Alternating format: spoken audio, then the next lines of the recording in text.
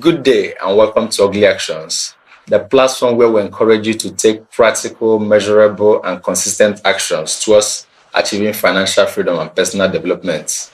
Please remember to subscribe to our channel and turn on the notification bell. That way you get to get all our videos whenever they drop. As of August 2024, the value of unclaimed dividends on the Nigerian Exchange Limited has risen to an alarming 215 billion naira.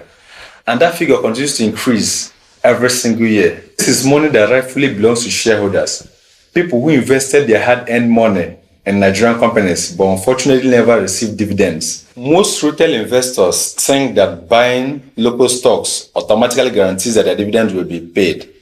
But the truth is this: buying stocks and receiving dividends are two different things.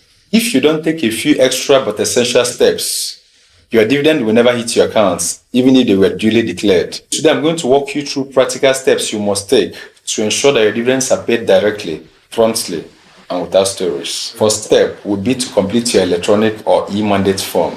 When you purchase the shares of a company for the very first time, one of the most important things you must do is to process your e-mandate form. This is what links your shares to your active bank account so that dividends can be paid electronically rather than through fiscal outdated warrants. Here is how it works. You simply download the electronic mandate form of the company in question. It's usually available on the registrar's website. Fill it carefully, take it to your bank for signing and confirmation, then scan and send back to the concerned registrar. That is step one. Without it, your dividend could sit in the limbo, or worse still, join the pool of unclaimed dividends nationwide. Step two, processing your stock transfer form. After submitting your mandate form, the next step is to contact your stockbroker via email and request for a stock transfer form. Fill your portion of the form carefully, scan it, and send it back to them. And here's a helpful tip. If you are not sure how to complete it, request a specimen copy from your broker so you don't make avoidable mistakes. Alternatively, if it is more convenient, you can walk into any physical office of your stockbroker. Many investors prefer this because you can get on-the-spot guidance and your documents can be taken up from there. However, be prepared for delays. Now, let me say something important, and I'm speaking from personal experience. Sometimes, even after doing all these things correctly, your request may still not be processed. It happens more often than you think. Maybe the email wasn't delivered, maybe a staff member missed it, or maybe it got mixed up with other documents. So here's what you need to do. After a few weeks, contact the concerned registrar either by phone or by mail. Ask them to confirm whether or not your mandate was received and processed. If they tell you it was not received, simply resubmit the documents. It's frustrating, but it's better to confirm than to assume. The cost of assuming is that your dividend goes unclaimed. The good news, you only do it once. Once you've completed this process for any company, you never have to do it again, except you sell off every single unit of that company's shares and decide to buy them again later. This is a point many investors don't know, so listen carefully. If you plan to return to a stock in future, do not sell all your units. Let's say you have 10,000 units of Access Bank shares and your e-mandate has been successfully processed. If you want to sell, do not sell everything.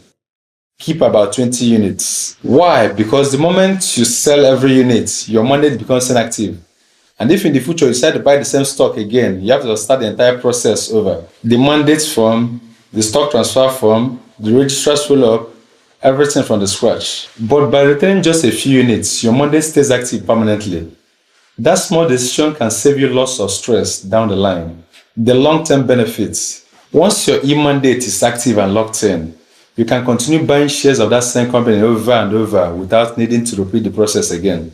Every new purchase automatically aligns with your existing mandates. So in the long run, this is a one-time investment of effort that ensures your dividend continues flowing into your bank account whenever they are declared, whether today or in 10 years' time. Final thoughts. Unclaimed dividends should not be your portion. The system is not perfect, but with a bit of knowledge and persistence, you can protect yourself. To summarize, buy your shares, complete and submit your e-mandate form, fill and return your stock transfer form, confirm with the registrars after a few weeks, never sell all your units if you might buy again, enjoy stress-free dividend payments for life. And that brings us to the end of this video. If you have any questions, drop them in the comment sections and I will gladly address them. See you next time. Bye.